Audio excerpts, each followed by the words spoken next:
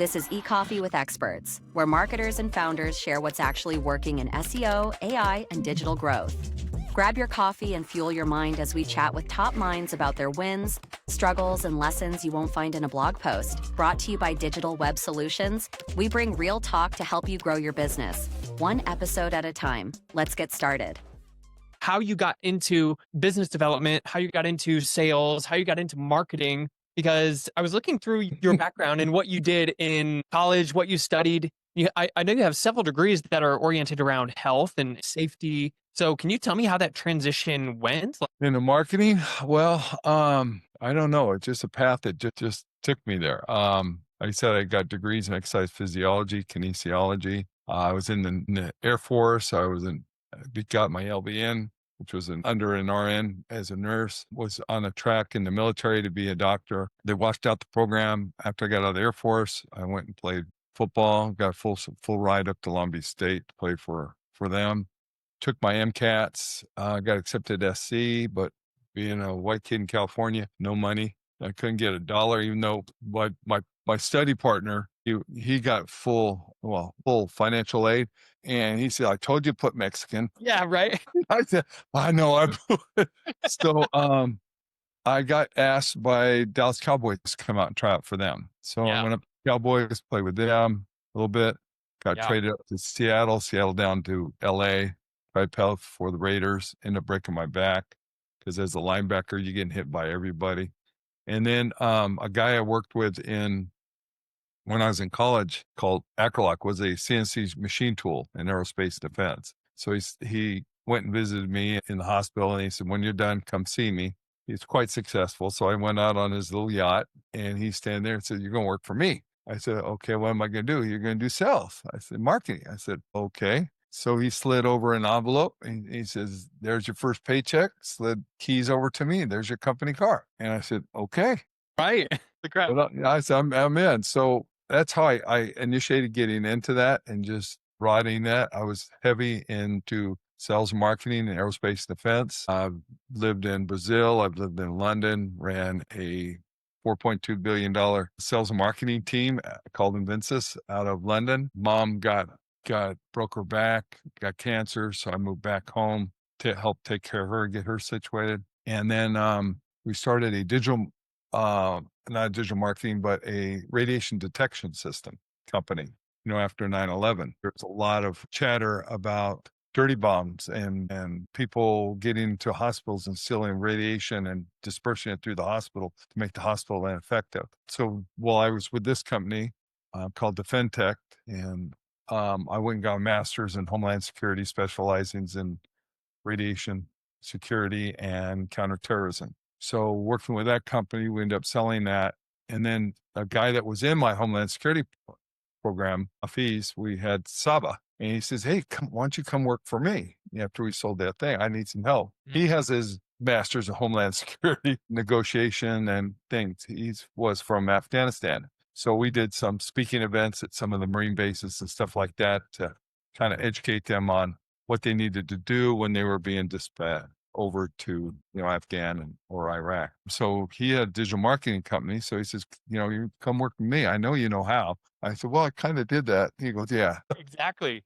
Yeah. So I came and worked with him I've been with him 9 years now. Wow. Been doing organic, regular digital marketing, SEO, stuff like that. It was interesting being on this side of the fence instead of hiring people or having a team doing it. I learned a lot, learned what worked, what didn't work. Some of the education I wish I had when I was running my London teams. It's just interesting to see the transition of marketing over the last 30 years that I've been. Yeah. And then seeing the come of I hate dating myself, internet. Yeah. When I used to use the first Apple that came out and program it, with doing DOS programming and stuff, making my own programs to today, where we're all AI generated. AI has come into all our SEO from even as little as 3 years ago. Has changed 100%. It's about meeting Google's rule book, the monster. It's, because you had to do, with Google, you had to do on-page optimization. Had to do keywords, alt tags, title tags, H1 tags, H2 tags. They all had to be synonymous with one another. You had to have page speed because 4 years, 5 years ago, they had the new bots come out that were, what's it called? Customer experience for those. Yeah. And so you had to really meet, who was on page, what was your bounce rate? What was, everything's like, okay. Yeah. So now you had all this new criteria, keywords. And then you had your backlinks. Backlinks was so important. Then now, then a little before AI, we don't care about them, right? So much is changing.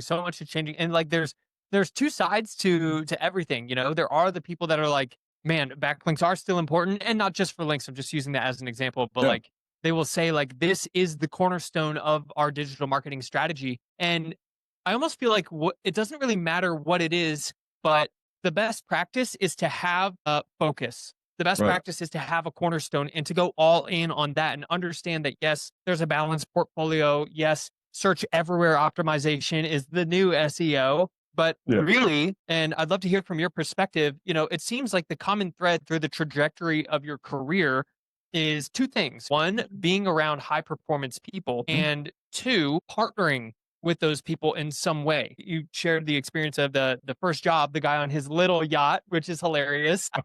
He said, you're gonna come in and work with me. And then the guy from Afghanistan with Saba, he said, hey, you're gonna come work with me. And you must have somehow looked up to both of those people and you found success and moved your career forward, moved your life forward, built relationships. So I'm curious, in our listening audience, we have SEOs who are working at brands. We also have agency owners there. So people in leadership positions, no matter what. From your experience being in high performance environments, NFL as well, how do these people move differently? Like how do people think differently in high performance environments as opposed to someone who's just tasked with taking an order? It's real simple. You look at yesterday to learn for today and move forward. And the people I've always looked forward to, and I played, like I said, in the NFL, worked with some phenomenal executive over the teams, is number one, becoming a team and always looking forward. What happened in yesterday doesn't really matter today. What happened in the last 5 minutes doesn't matter. Always look for the future, always motivate and move to the future. And that's one thing, like with Hafiz, with Saba. Reason I respect him so much is, we went to class, did master classes. This boy was brilliant. And watching him work in this digital marketing, same thing. He's so far ahead. He'll say, hey, have you read about this? I went, is that even a thing? Yeah, right. I thought I would stand on the cutting edge. He's on the bleeding edge. Yeah, right. And that's where the bosses need to be. They need to be on that bleeding edge, seeing what the new technology is, what's going to be changing, what's going to be different. Because with AI, our whole sculpture of what we thought was SEO, no, it's all different now. It's all about search intent over keywords. It's all about, are you competent? Are you showing you're the authority in your field?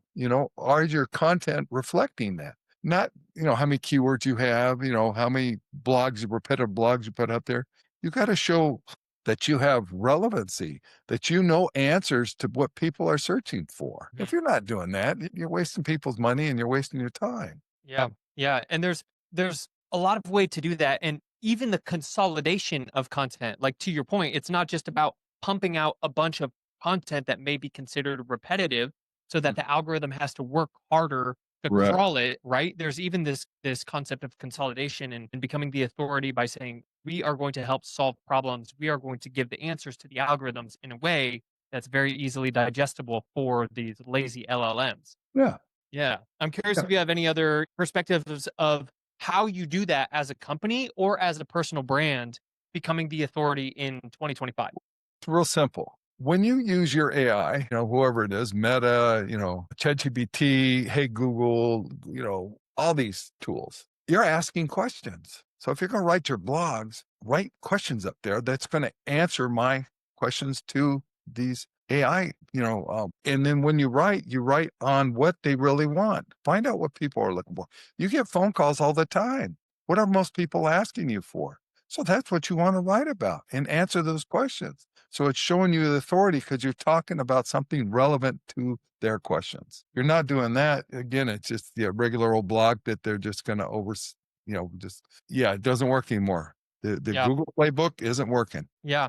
And there's, for someone who's running an agency in particular, there are many places you can find that, right? There's like SparkToro to find out like who your customers are. We have query fan outs. I think SEMrush and Ahrefs probably has some sort of, query fan out, Yep. tools that you can look into. What else do you do to find out what people are looking for, what your ICP, your ideal client profile is looking for at the top, middle, and bottom of the funnel? And is a funnel even relevant these days? Like, how are you re-envisioning that? Well, the funnel is, you got to understand who your client base is you want to focus on. Shotgun approach it isn't going to work. You got to be more specific, and start, because if you're going to be authority on everything, it's not going to work. If you want to target 3 or 4 verticals, that's what you need to do, and start with one, get your vertical and get yourself understood as, and see the relevancy of your blogs, your content, and your keywords. So AI understands who you are and you are authority in that. Then start the next one. So each website needs a dedicated page to each vertical, showing that you are authority. You do know what the hell you're talking about, and you can answer questions, important questions that people are asking out there. Yeah. So you're talking, look at, just as an example, you see celebrities that after after they establish themselves as a musician, like 50 Cent or Taylor Swift or, anybody else, or like an actor or an actress or a media personality, they gain their audience, they gain their fame and their expertise in one domain, and then they can start Smart Right. Water or a tequila brand, right? Or a clothing line or something like that. And it sounds like that's what you're saying. Exactly. They get the Yeah. relevancy, and now they can have a trust factor that the AI will approve. So with your rich content, with whatever you're providing for the AI, now you can go ahead. Now they give you more leniency because hey, these guys are real. They are authority. They know what they're talking about. Let's see what they're doing over here. So they'll give you instant credibility. You not have to earn that trust level again. You start with a certain trust level already. And it's not just for the context that you're pumping out, let's say on your blogs or in your social media context.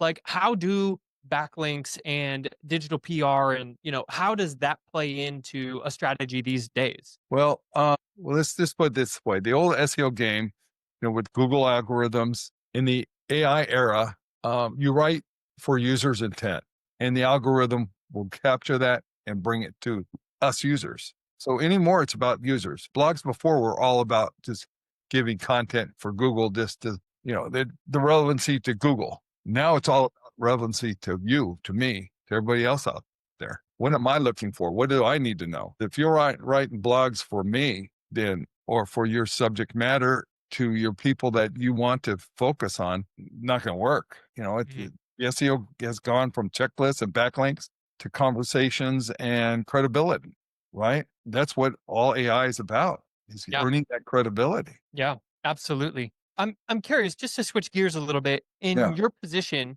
which is you've been in VP positions, senior level positions for 2 decades plus, right? And I'm curious, when you step into a room to win a client or to have a discussion with a new prospect, you're not the person who's your competition. Like, they're not small fish, right? They're probably people who are very good at what they do. They have credibility. They've been in the game for a long time. As if I'm listening to our conversation, I'm a fly on the wall, how would you approach, like, I guess, how do you approach winning over a prospect? If all else is equal, what's the competitive advantage, and how can I improve my sales skills and negotiation skills? Yeah, something I've been training for people for years. Yeah. It's real simple. Don't sell. Being a medic, and I used in the military, and remember working emergencies. You're going to go out and do a triage. You're going to ask questions. You're going to find out what's working, what not working, and what's not working. What did they think would fix that? You're going to ask them, what's that cost you when that happens? What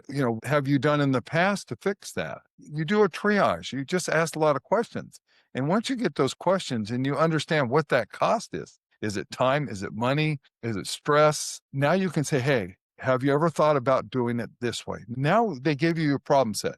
You don't need to talk about anything else. You just need to fix the pain. When you run into an accident and someone's artery's bleeding out, do you look at his bruised hand or do you fix the artery? Right? So what I'm saying is understand what their bleed is so you can fix that.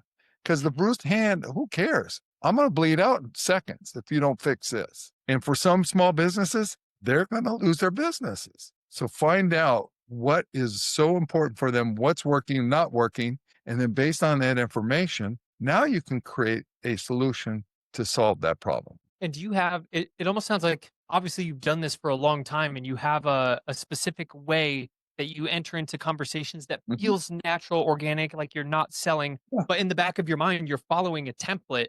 Do you have a high level overview of what a template like that is in a sales conversation? I don't really try to sell anybody. I Yep. never ask for an order. No, I just Mm. say, I listen to them, I hear them and say, hey, I may have a solution for you.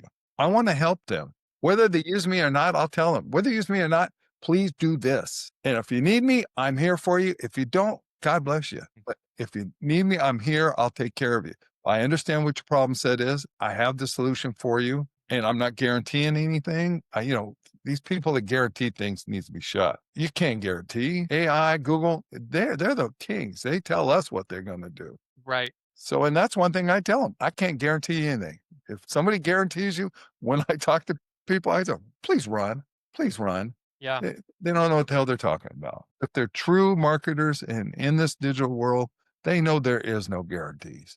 You can only do the best you can based on the information you have and perform the top as you can. There's no in betweens. Mm-hmm.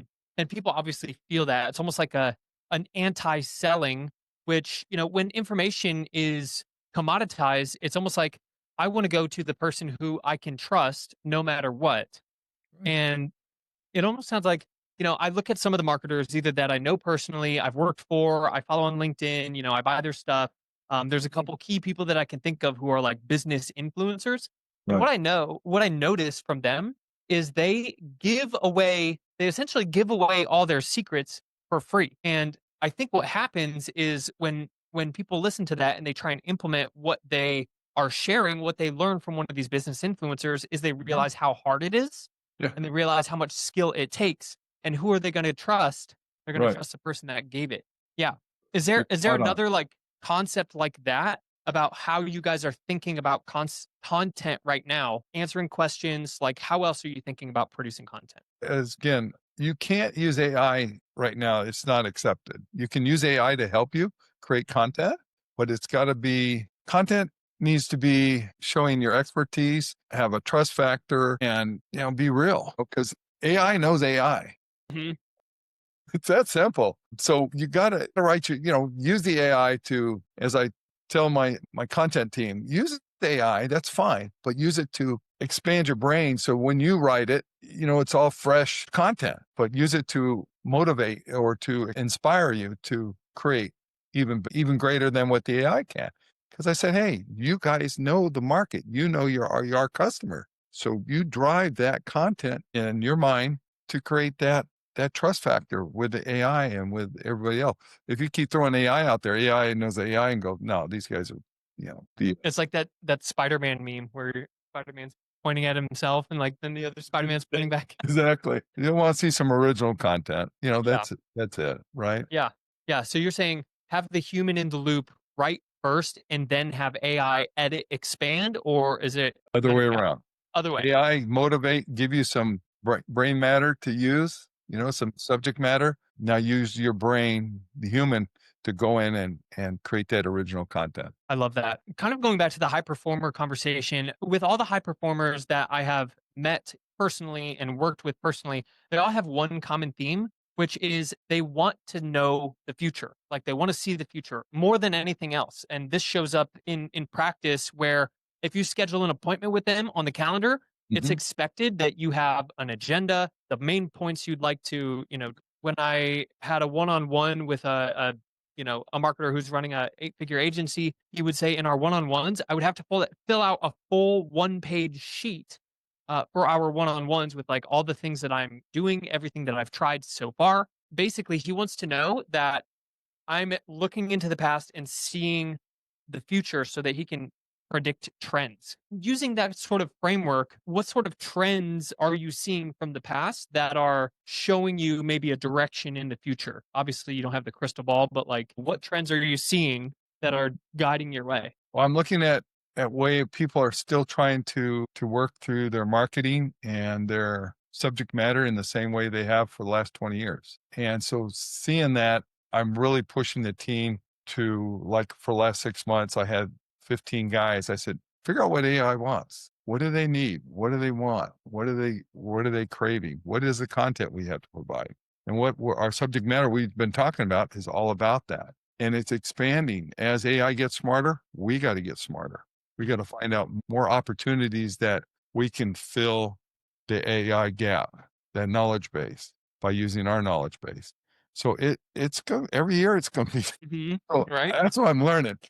Before we were status quo, last 10, 15 years we were coasting. Not no more, ladies and gentlemen. Not no more. Oh, yeah. Every 6 months, maybe 6 months is maybe too long. Yeah. But Yeah. because as you read, AI is learning at incredible speeds. So we got to stay on top of this. If we're going to be true to our clients and help them be successful, whether they're large businesses or small businesses, we got to stay on top of this, because what we thought worked before isn't going to work tomorrow. And that's what I learned. Yeah. Yeah. It's becoming more and more custom, more and more personalized. I'm just so curious. Like, I'm imagining a world where every individual user who lands on a website, that website already knows the IP address and everything about that user that's landing on the site, and it customizes the fonts and the color schemes and the language to them. There is a future like that I would imagine is not that far away. Yeah. Our jobs aren't going to be there much longer. Yeah. Right. They aren't. Because you see these websites, you put in some content thought that says, build me a website, does the back end, it does the title tags, leaf tags. You're like, no. Right. Let's do that. And they're phenomenal websites with a great back end. And the only negative right now is AI generative content. We still can kick their butt. That's right. But not for much longer. I mean, who knows? No. Who knows? Yeah. This is a whole nother concept, Joey. But like my curiosity lies in what happens in the time that we save by using AI. Yeah. Can we, is there a world where we get paid essentially the same amount, but do 20% of the work that we once had to do because it's all outsourced by AI? And what do we now do with the additional 80% of the work, that like 80% of the time that we used to do with AI? Yeah. I don't know. Well, we still need to ask the questions. So we'll still be needed, because we need to understand AI doesn't do strategies yet.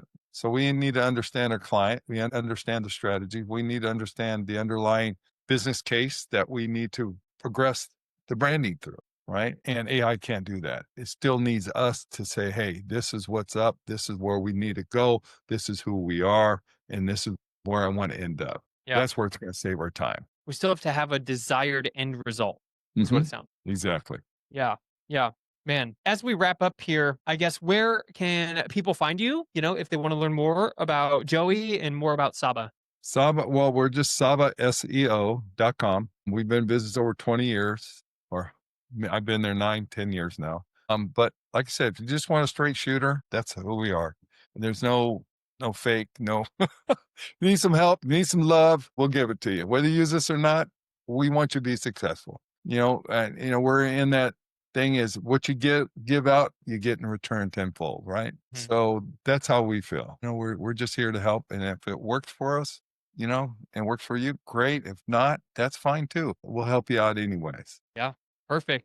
I love that. SabaSEO.com and Joey Dusina on LinkedIn. All righty, sir. I appreciate you. Thank you. You got it. Thanks for being here. All right, buddy. All right, cheers.